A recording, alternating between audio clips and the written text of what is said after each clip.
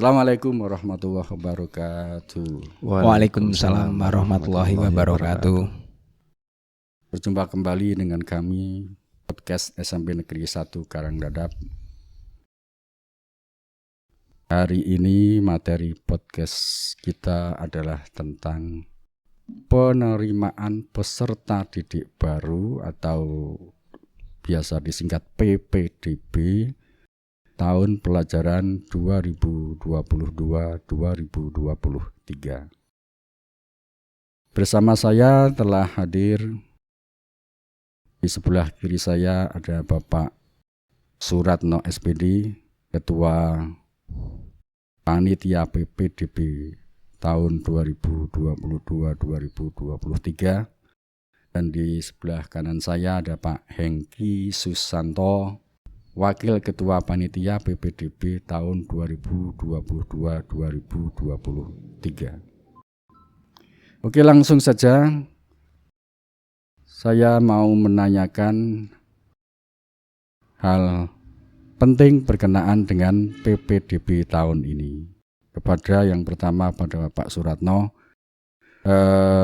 Tahun ini Pak Suratno, apakah ada perbedaan dengan tahun kemarin PPDB ini, Pak? Ya. Monggo Pak Ratno di. Ya, jadi gini Bapak, pada dasarnya untuk PPDB tahun ini dan tahun kemarin itu tidak jauh berbeda. Hanya saja tahun kemarin itu pelaksanaannya secara online, tapi tahun ini kita laksanakan secara offline. Untuk hal-hal lainnya hampir sama semuanya. Itu seperti itu Bapak pada dasarnya. Oke, berarti kalau tahun kemarin para calon peserta didik baru bisa mendaftarkan diri secara online, tahun ini tidak Pak ya? Jadi calon peserta didik harus datang sendiri atau bersama orang tua ke tempat pendaftaran Pak ya? Iya, betul seperti itu Bapak. Oke. Kemudian mengenai jalur-jalur itu Pak, meskipun sama, ini kan yang calon peserta didiknya kan baru. Jadi barangkali perlu sedikit penjelasan, tidak usah panjang-panjang, sedikit saja Pak. Monggo Pak. Oh iya Pak. Jadi berdasarkan surat edaran dari Dinas Pendidikan tentang PPDB tahun 2023, untuk jalurnya tetap sama seperti tahun kemarin, ada 4 jalur, yaitu jalur yang pertama zonasi, yang kedua ada jalur afirmasi, yang ketiga ada jalur prestasi, dan yang terakhir keempat ada jalur perpindahan orang tua. Jadi masih sama. Dirinci sedikit Pak, zonasi itu maksudnya bagaimana Pak? Untuk zonasi berarti itu untuk calon peserta didik yang berada di zona dari SMP atau sekolahan yang dituju dari peserta didik. Yang kedua, untuk jalur afirmasi itu ditujukan untuk calon peserta didik yang memiliki PIP, KKC maupun PKH. Dan yang untuk jalur prestasi itu berarti untuk calon peserta didik yang memiliki prestasi baik bidang akademik maupun non-akademik, tapi minimal perlu digarisbawahi yaitu tingkat kabupaten untuk minimal. Dan yang terakhir untuk jalur perpindahan orang tua yaitu calon peserta didik yang mengikuti orang tua atau pindah tempat kerja atau pindah seperti itu Bapak. Oke. Jadi untuk zonasi itu berarti berdasarkan jarak tempat tinggal dari sekolah kita Pak ya, sekolah yang dituju Pak ya? Iya betul. Jadi diukur dari jarak titik sekolahan. Kalau misalkan di sini SMP 1 Karangdadap, berarti dari SMP 1 Karangdadap ditarik garis lurus ke rumah atau alamat calon peserta didik tersebut sesuai dengan KK. Sesuai KK. Iya. Oke. Mengukurnya caranya bagaimana Pak? Ditarik benang dari sekolah sini, dia berangkatnya lewat jalan mana atau bagaimana Pak itu? Enggak, jadi kita ya sudah zaman canggih, zaman digital, nanti kita akan pakai Google Map, ditarik ya secara pakai aplikasi Google Map itu Bapak, seperti itu. Oke.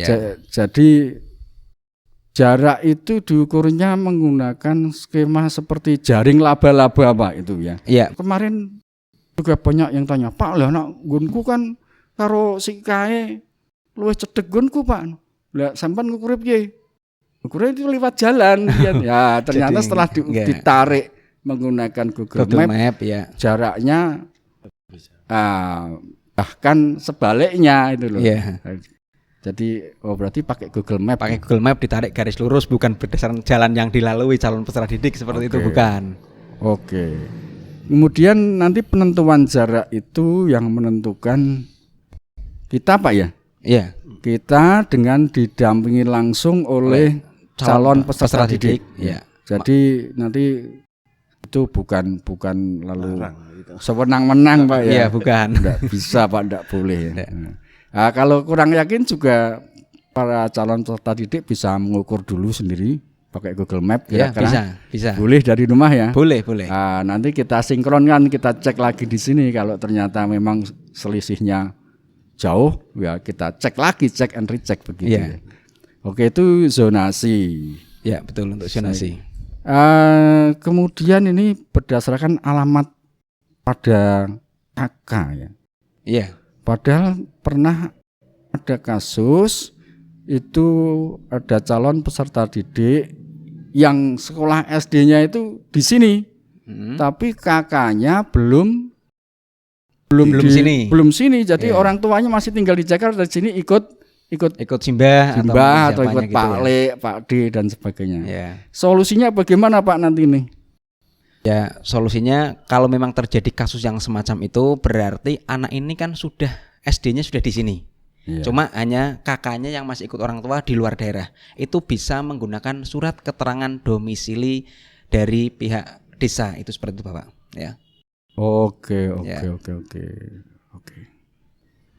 Oke, itu zonasi ya. Ya, Untuk zonasi. afirmasi saya kira ini sudah fix, tidak ada masalah. Fix jelas ya, untuk afirmasi. Ya, jadi bagi para calon peserta didik yang memiliki atau sebagai peserta program Indonesia Pintar, kemudian PKH atau punya kartu KKC, itu insya Allah bisa masuk, insya Allah.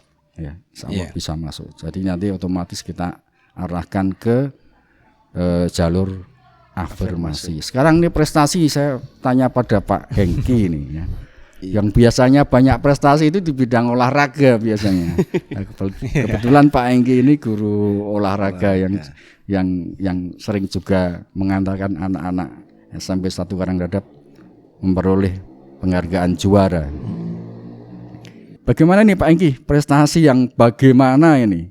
Kan bisa jadi prestasi itu diperoleh ketika lomba pitulasan tingkat RT itu dipakai atau tidak, ataukah ada batasan tertentu? Bagaimana Pak Hengki? Silakan dijawab Pak Hengki. Memperhatikan untuk jalur prestasi di sini yang ditentukan itu baik yang akademik maupun non akademik. Nah, di situ batasannya adalah yang pertama bahwa prestasi itu diperoleh maksimal 3 tahun yang sudah lampau. 3 tahun terakhir ya. 3 tahun terakhir ya. Itu yang pertama. Kemudian yang kedua seperti yang tadi disampaikan Pak Mursid bahwa itu ada batasan minimal. Bukan lagi seperti 17-an itu tidak, tapi minimalnya adalah tingkat kabupaten. Tingkat kabupaten ya. Oke, berarti itu tingkat kabupaten. Kemudian kalau sudah di atasnya lagi tingkat provinsi itu akan diterima secara otomatis, Pak. Otomatis. Seperti yang ada di Juklak penerimaan PPDB. Kalau seumpama ada calon siswa yang berprestasi di tingkat provinsi itu secara otomatis akan langsung diterima. Apalagi prestasi di tingkat pusat Pak ya, tingkat nasional. Wes langsung jelas gitu, wes dengan langsung diterima. Iya. Oke, demikian ini perlu saya tegaskan. Jadi prestasi yang dimaksud adalah prestasi minimal tingkat kabupaten atau kota. Ya, minimal. Kemudian itu. Prestasi yang penghargaan yang diperhitungkan adalah penghargaan yang diperoleh pada 3 tahun terakhir. Ya. Jadi kalau misalnya calon peserta didik itu mendapatkan piagam atau sertifikat kejuaraannya itu ketika kelas 3 tidak bisa diperhitungkan Pak ya? Tidak bisa. Kelas 3, kelas 4 mungkin masih bisa kelas 4. Ada batasannya Bapak di Juklaknya. Itu berarti yang diperoleh 1 Juli 2019 ke sini. Oh, begitu ya. Iya. Oke. Jadi perlu ditegaskan lagi ya. Iya. Jadi yang diperoleh paling lama tanggal berapa Pak? 1 Juli 2019. 1 Juli 2019. Oke Pak. Kemudian lomba itu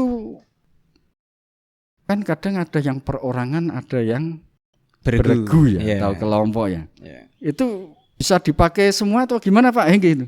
Itu bisa dipakai semua Pak. Jadi baik perorangan maupun beregu. Tapi memang untuk bobotnya itu lebih tinggi Tinggi yang ya? perorangan. Oke. Ha-ha. Oke. Oh, jadi tetap baik individual maupun Kelompok. berkelompok atau Beregu. beregu tetap ada poinnya Pak ya? Iya. Iya, ada. Oke. Jadi begini saudara-saudara sekalian, ketika ada calon peserta didik yang memperoleh penghargaan, misalnya ketika ikut lomba Popda mungkin sebagai contohnya. Popda yang bergu itu misalnya voli atau Voli. sepak bola Pak ya. Iya, betul. Itu tetap kepakai ya, tetap kepakai. Dan biasanya siswa yang masuk SMP 1 Karangredap ini yang jalur prestasi sangat sedikit.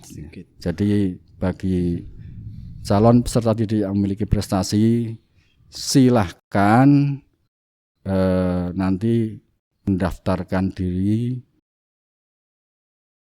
di PPDB tahun ini melalui jalur Prestasi. Saya kira untuk jalur prestasi cukup ya.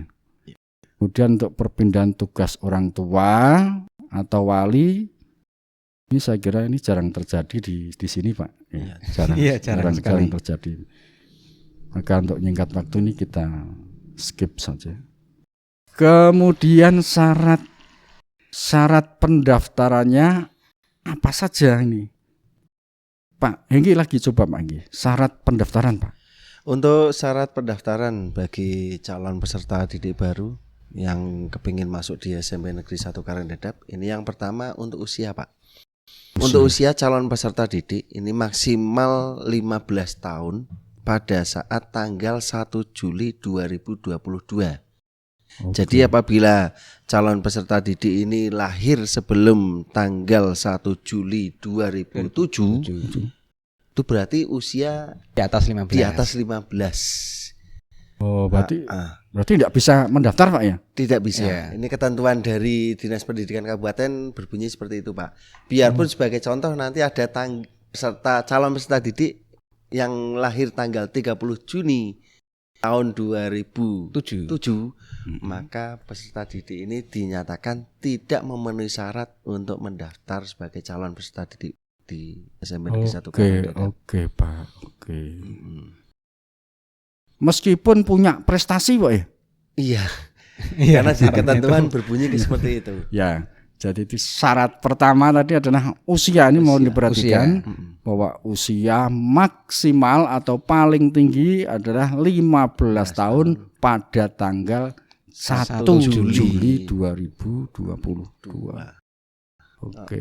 Syarat berikutnya Pak. Iya. Untuk syarat pendaftaran dari segi administrasi ini yang pertama menyerahkan formulir pendaftaran yang sudah diisi. Oke. Bagi yang belum mendapatkan formulir nanti bisa minta ke loket pendaftaran. Ini yang pertama. Oke. Kemudian yang kedua menyerahkan ijazah sah yang dilegalisir yaitu SD, MI maupun yang sederajat bagi lulusan yang sebelum tahun 2022. Oke. Jadi sebagai contoh yang kelahiran 2020 lulusan 2021 itu kan sudah menerima ijazah. Ya. Atau mungkin 1 tahun sebelumnya mondok kemudian mau daftar ke sini, lah itu wajib menyertakan fotokopi ijazah dilegalisir yang dilegalisir. Kemudian yang berikutnya yaitu menyerahkan surat keterangan tanda lulus dan atau surat keterangan hasil ujian sementara bagi yang lulusan tahun 2022. Ini asli Pak ya? Iya asli. Karena asli, kan ya. belum ada ijazah itu sebagai Ya. penggantinya. Kemudian yang berikutnya menyerahkan fotokopi kartu keluarga atau KK. Kemudian menyerahkan 3 pas foto ukuran 3x4. Kemudian fotokopi kartu PIP, PKH maupun KKC ini bagi yang memiliki. Kemudian menyerahkan pula fotokopi yang sah atau dilegalisir sertifikat atau piagam kejuaraan yang minimal tingkat kabupaten bagi yang memiliki. Kemudian yang terakhir, menyerahkan surat penugasan kerja untuk jalur perpindahan tugas dari orang tua. Oke Pak, untuk yang tadi sertifikat piagam kejuaraan nanti berarti dia diarahkan ke prestasi. Nah itu nanti piagamnya dilegalisir bagi penyelenggara dari kejuaraan tersebut. Jadi dilegalisir oleh penyelenggara ya. Oleh penyelenggara. Kemudian perlu membawa atau menunjukkan yang asli Pak ya kelihatannya. Iya, perlu. Jadi di samping membawa fotokopi yang dilegalisir, juga menunjukkan kepada panitia sertifikat atau piagam aslinya Pak ya. Iya. Oke. Saya kira jelas ya. Saya tegaskan saja sekali lagi bahwa syarat pendaftaran tadi yang pertama adalah usia itu perlu dicek nanti dulu ya sebelum mulai mengumpulkan berkas. Usianya bagi calon peserta didik yang mau daftar di SMP Negeri 1 Karangdadap dicek dulu. Kalau usianya lebih dari 15 tahun atau lahir sebelum tanggal 1 Juli 2007 berarti dinyatakan tidak memenuhi syarat dan tidak bisa diterima di SMP Negeri 1 Karangdadap. Syarat yang lain adalah menyerahkan berkas pendaftaran yang diantaranya pertama ada formulir pendaftaran. Tentu formulir yang sudah diisi. Apabila calon peserta didik belum memiliki formulir tersebut nanti bisa minta di loket pendaftaran atau bahkan sebelum waktu pendaftaran bisa juga minta ke sekolah Pak ya? Iya, bisa. Oh ya. Kemudian satu fotokopi sah atau dilegalisir ijazah SDMI bagi lulusan tahun sebelum 2022. Kemudian juga satu surat keterangan tanda lulus dan atau surat keterangan hasil ujian sekolah sementara asli bagi lulusan tahun 2022 atau tahun ini. Kemudian satu fotokopi kartu keluarga atau KK. Kemudian 3 pas foto ukuran 34 ini boleh berwarna boleh tidak Pak ya, nggak masalah ya. Yang penting 3 foto. Kemudian 1 fotokopi kartu peserta PIP, PKH atau KKC jika memiliki. Kalau tidak memiliki ya tidak perlu. Kemudian 1 fotokopi sah sertifikat atau piagam kejuaraan minimal tingkat kabupaten bagi yang memiliki. Kemudian surat penugasan kerja untuk perpindahan orang tua. Bagi yang tinggal bersama orang tua di tempat yang baru. Saya kira untuk berkas pendaftaran jelas. Oh ya, berkas-berkas ini nanti biasanya kita untuk memudahkan panitia mengelompokkan putra-putri itu perlu masukkan ke stop map. Ya, dengan warna yang berbeda tentunya. Dengan warna. Untuk putra pakainya warna merah. Merah. Sekali lagi untuk putra berkas pendaftaran warna merah. Untuk putri warna biru. Oke, Pak.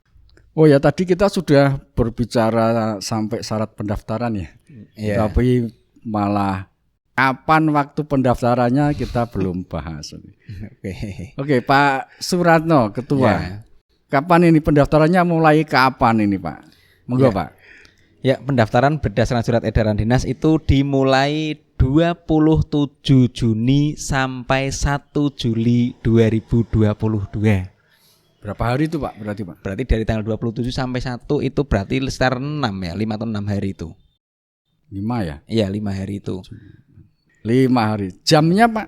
Jamnya adalah mulai jam 8 sampai jam 13 itu untuk hari Senin Jumat. Karena kalau Jumat kita tetap sampai jam 11 itu seperti itu Bapak ya. Oke. Ya. Jadi sekali lagi saya tegaskan waktu pendaftaran siswa baru atau peserta didik baru nanti tanggal 27 Juni sampai dengan tanggal 1 Juli tahun 2022.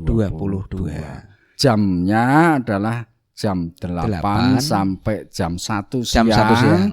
kecuali hari Jumat. Hari Jumat hanya sampai jam 11. Oke, kita lanjut Pak. Kalau tadi sudah sampai syarat-syarat, kemudian alur atau prosedur atau tata cara pendaftarannya bisa dijelaskan Pak Hengki? Untuk alur atau tata cara pendaftaran, yang pertama calon peserta didik baru ini datang langsung ke SMP Negeri 1 Karangdadap. Kemudian jangan lupa selalu mematuhi protokol kesehatan. Karena kita belum lepas 100% Pak Sin dari COVID-19. Kemudian yang kedua, menyerahkan berkas pendaftaran di loket pendaftaran.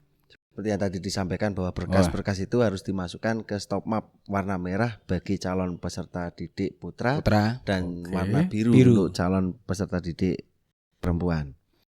Kemudian berkas itu nanti akan dicek oleh panitia penerimaan peserta didik baru. Kemudian yang ketiga, sesuai nomor antrian yang jelas Pak Sid. Jadi tidak rayahan. Jadi nanti begitu sampai di SMP Negeri 1 Karangdadap, nanti calon peserta didik ini akan diberi nomor antrian. Biar tidak terlalu banyak lah untuk kerumunan. Bentar Pak, sebelum dilanjut Pak. Tadi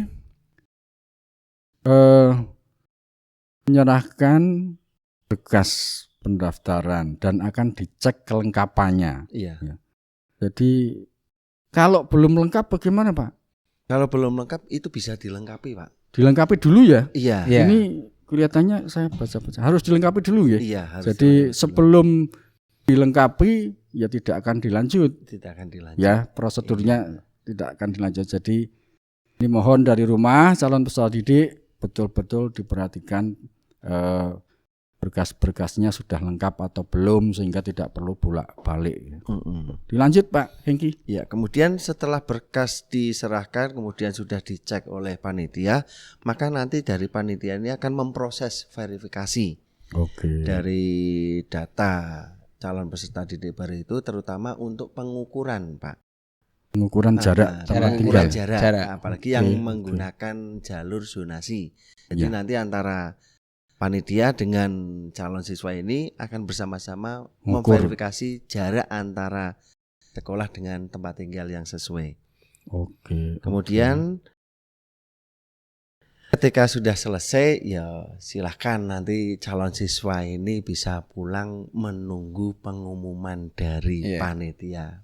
Sebelum pulang itu sebagai yang dibawa siswa apa Pak? Bukti verifikasi Jadi nanti setelah proses verifikasi selesai berarti siswa akan menerima kartu bukti pendaftaran.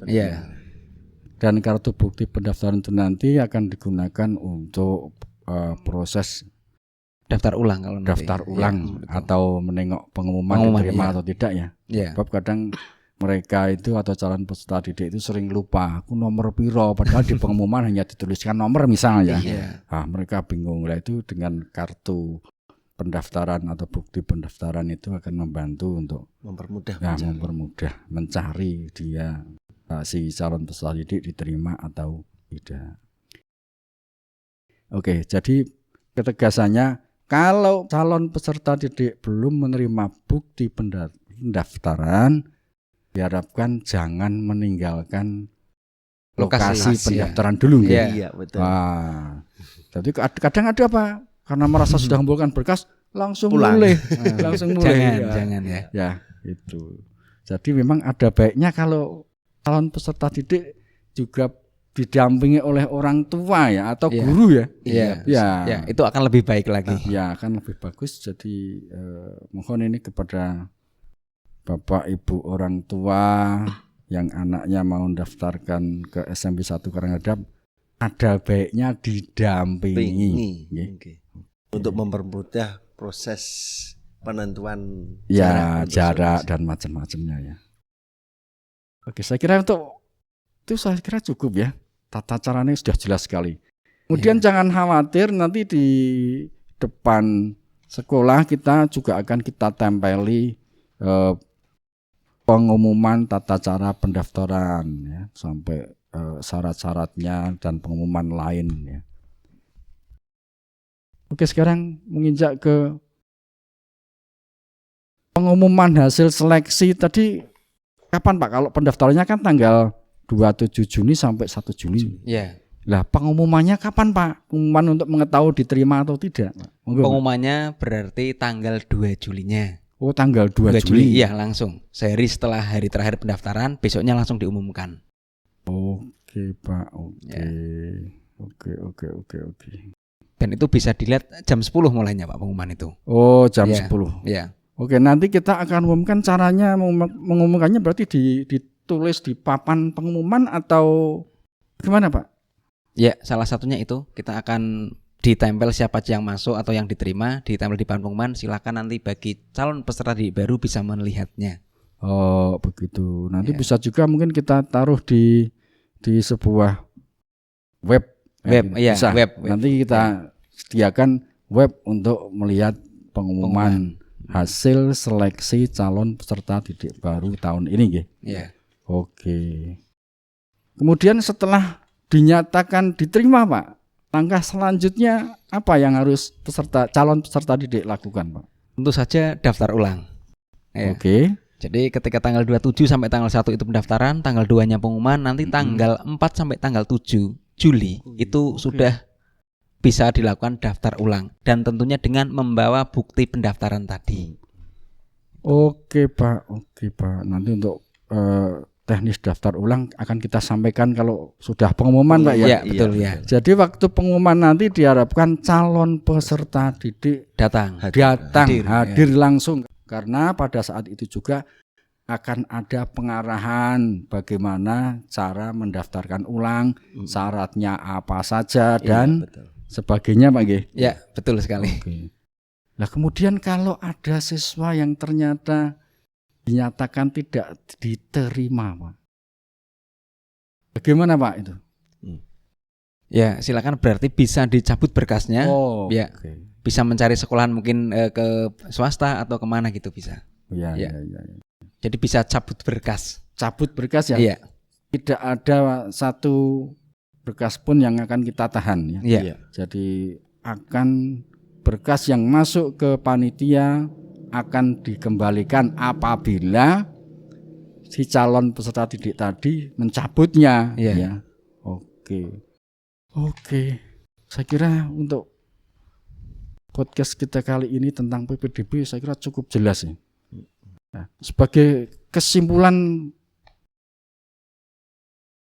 dari tata cara maupun persyaratan untuk mendaftarkan sebagai siswa di SMP Negeri 1 Karangredap, Pak Ketua, coba Pak singkat saja Pak.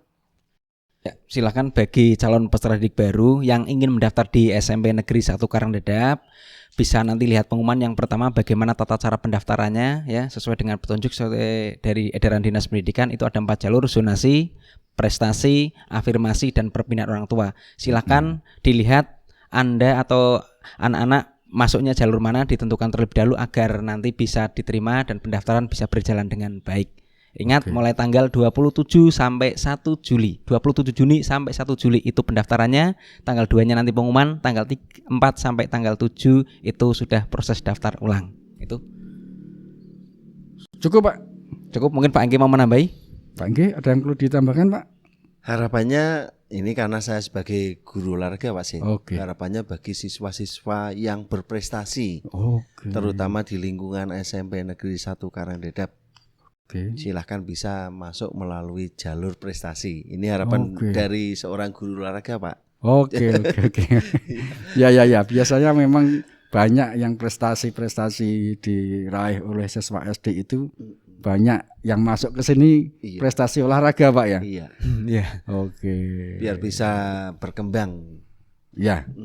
Jadi bakat dan minatnya dijamin di sini akan mendapatkan pembimbingan yang bagus Pak ya. Insya Allah. Di SD juara, di SMP insya Allah juga juara, bahkan ke tingkat yang lebih tinggi Pak ya. Amin itu tingkat ke Insya provinsi Allah. atau mungkin angan-angannya sampai ke nasional. Oke. Semakin tahun kan memang SMP Negeri 1 Kandap semakin meningkat prestasinya, Pak. Oh ya, Iya. ya saya lihat alhamdulillah ya. Iya. Beberapa tahun terakhir itu prestasi kita semakin banyak itu. Iya. Dibuktikan itu banyak sekali piala yang piala baru ya. Iya. Oke Pak. Oke saudara-saudara sekalian, saya kira untuk bincang-bincang kita mengenai penerimaan peserta didik baru kali ini saya kira cukup. Sekali lagi saya menghimbau pada masyarakat di sekitar SMP Negeri 1 Karangdadap, silahkan bergabung bersama kami. Insya Allah kami akan didik para siswa untuk menjadi orang yang sukses di masa depannya. Oke, saya kira cukup sekian, Pak ya. Cukup ya. Oke. Assalamualaikum warahmatullahi wabarakatuh. Waalaikumsalam.